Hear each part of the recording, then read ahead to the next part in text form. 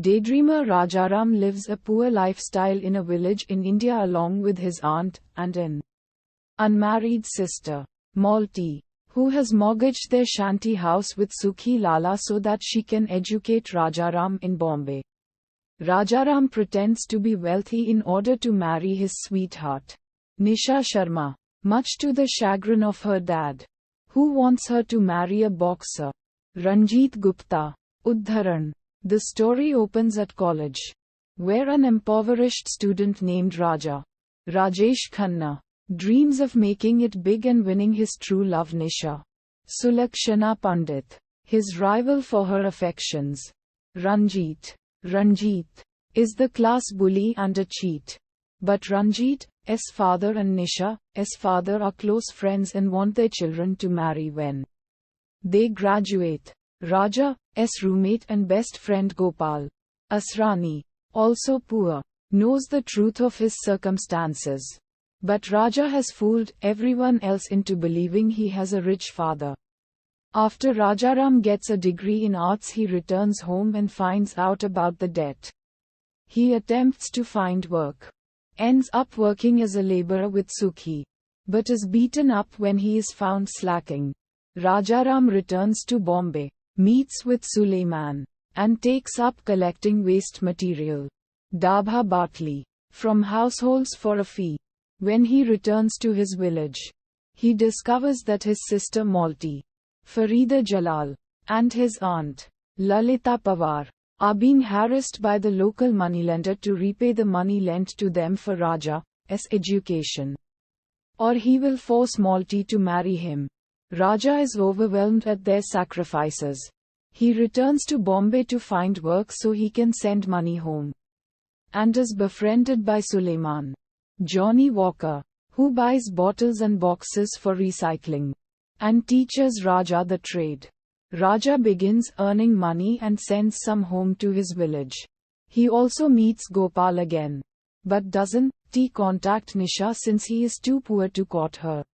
When he does run into her, she is going into a New Year's Eve masquerade party, and thinks that his bottle vendor outfit is his costume.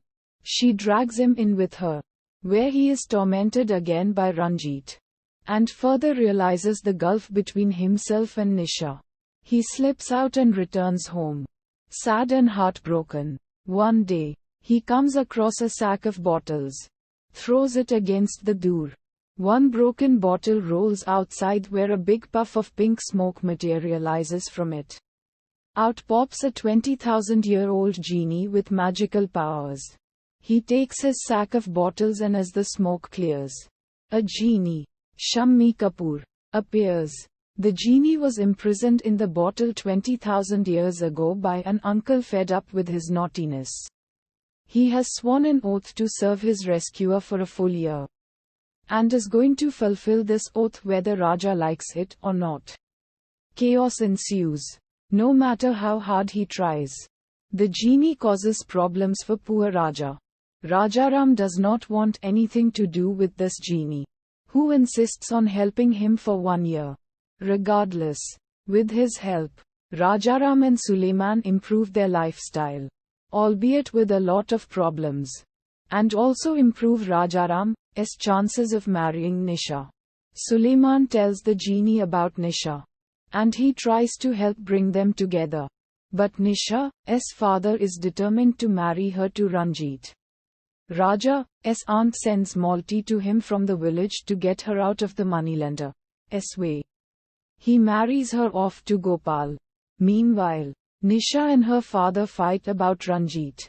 Nisha wants to marry Raja no matter how poor he is. When Ranjit and some of his friends try to run down Raja, literally, he is rescued by the genie in a flying car. Pleased with himself, the genie gives Raja a ring to protect him from Ranjit. The ring, when twisted on the finger, calls up a demon from the underworld who spouts fire and chants, "Zoom Zoom Ba." I find him much more funny than scary. Raja can't handle one genie, let alone two, and he throws the ring away. Ranjit, watching, retrieves it after they go. Ranjit owes money to a bunch of gundas, who come to get their money. His plan is to marry Nisha and then repay them. He enlists the help of the demon by asking him to change him to look like Raja. And vice versa. Nisha isn't fooled.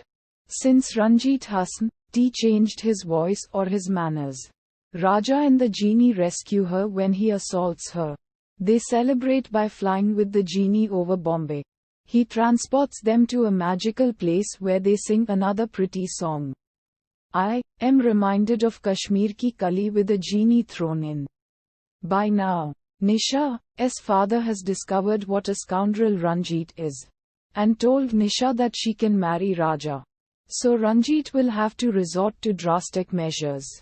He and the demon go to Nisha's house and kidnap her and her father. They are taken away to the underworld. The genie and Raja follow. Although the genie's power doesn't work in the underworld. Can they overcome the demon without special powers? Will they rescue Nisha and Sharmaji?